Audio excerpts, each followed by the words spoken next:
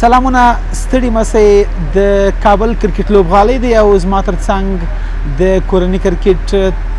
او د شپږیزې کرکټ لیګ مسؤل نظیم جار عبدالرحیم زی دی. جار صاحب ستړي مسئ، مننه چې زموږ بلنه مو ومنله او قیمتي وخت مو راکړی. مننه، کور رمضان خیر وي. خوشحاله اوسئ. جار صاحب زموږ د دې خپرونې لومړنۍ پوښتنه به دا وي چې د شپږیزې لیګ لپاره د لوبغاړي معیار باید څه وي؟ څه شي مو ټاکلی چې تر څو یو لوبغاړی راځي؟ یو معیار خو دا ده چې د ملي لوبډلې لوبغاړي ټول پکې موږ اچوو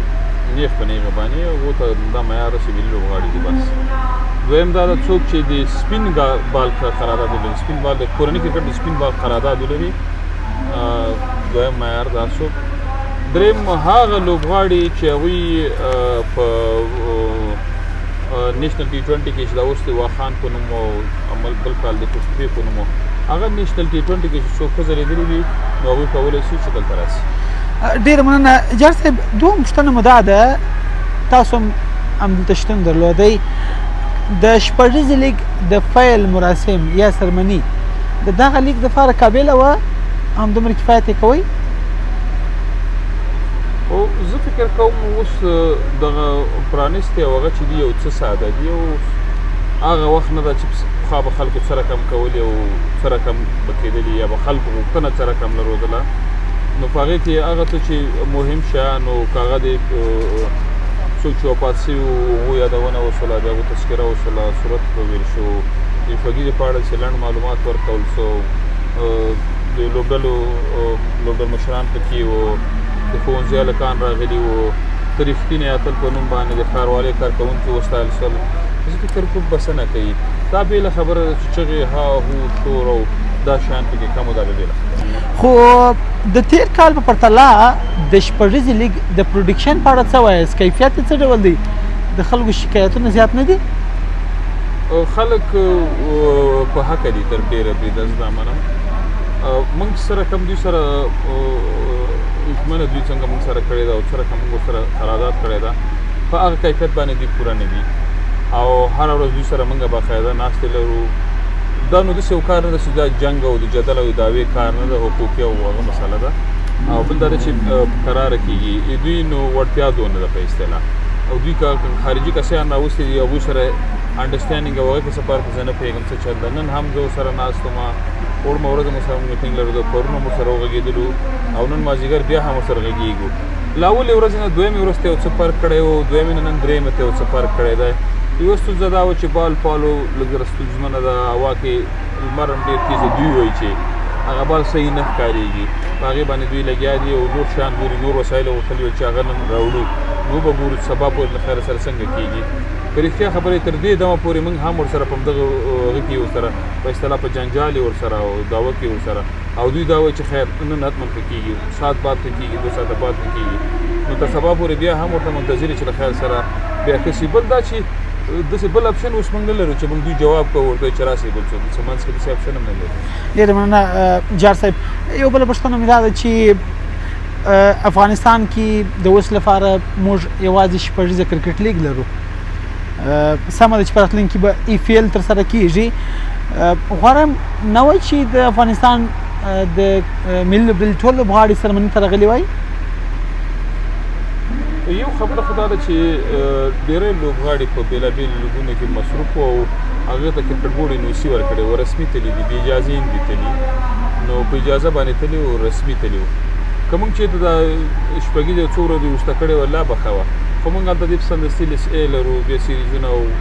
ایشیا کپ او هغه چمتووالی هغه هم یو څه وخت نیسي. نو موږ هم داسې حالات کې راګیر شولو چې نه هم شو کولی چې شپږیزه هم ډېره وروسته کړې وه. اوس هم تقریبا 4-5 ورځې موږ وروسته کړله که رښتیا ووایو، او هلکان خو راځي، تاسو ولیدل صدیق اتل او ګلبدین پرون راورسېدل، لوبې وکړل، هغه لوبې راورسېدل. بیا نن تاسو الله محمد غضنفر هم ولیده، او که خدای کول نو سبا ته به انشاءالله تعالی تاسو نور هلکان وګورئ، محمد نبي به وګورئ له خیر سره، ورځ مو بعد به له خیر سره راشد خان او سبا کېدای شي تاسو له خیر سره ګربز هم وګورئ، ټول ابراهیم زدراني، دا کسان به راځي، عظمت الله عمرزی، نو ټول به راځي له خیر سره. صحیح ده چې یو څه ځنډني شول، خو هغوی هم داسې ځنډني شوي دي چې کوم چکر یې هغه ته تللي دي، خو خپل هغه کې لګیا و، کرکټ بورډ چې اجازه ورته ورکړې وه. بالکل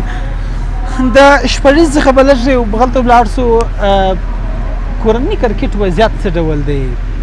د پخوا په پرتله اوس دغه پوښتنه ډېر ملګري کوي چې کورني کرکټ وضعیت څنګه ده زه به د ځان ارزیابي څنګه وکړم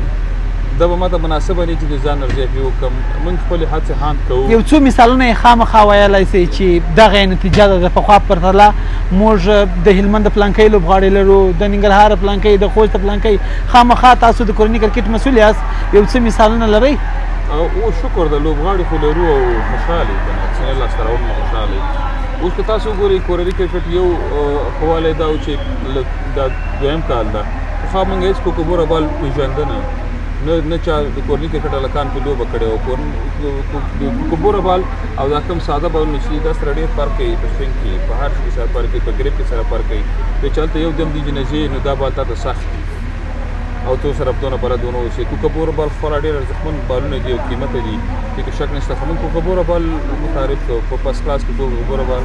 په لیسې کې کوکوبوره بال په شپږیزه کې شپږیزه خو سره دې وخت نه کوکوبوره باندې کېدله نیشنل T20 دا ټولو کې کوکوبوره بال وکړل مثال د خبرې بل دا چې پرله پسې ایونټونه موږ وکړل او په ټولو کې موږ هڅه وکړل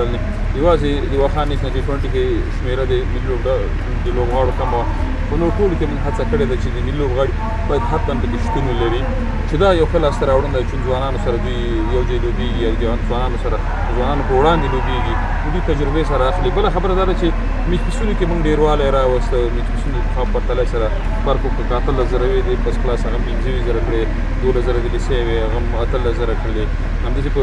شپږیزه کې پروس کال ځینې خلکو ته پیسې کمې رسېدلې وې رښتیا هم باید داسې نه وي چې باید ډېر رسېدلې وې هغه کورني کرکټ لوبغاړو ته هم داسته شی چې 100,000 پورې موږ ورته د یو شپږیز یو میچ پیس ورکوو د ملي لوبغاړو ته 15,000 پورې میچ پیس ورکوو د میچ په سر باندې دغه شیانو کې خواله راوسته بل دا چې مسلسل وسولې په ژوندۍ بڼه خپرې شو د فسټ کلاس پوسټ شو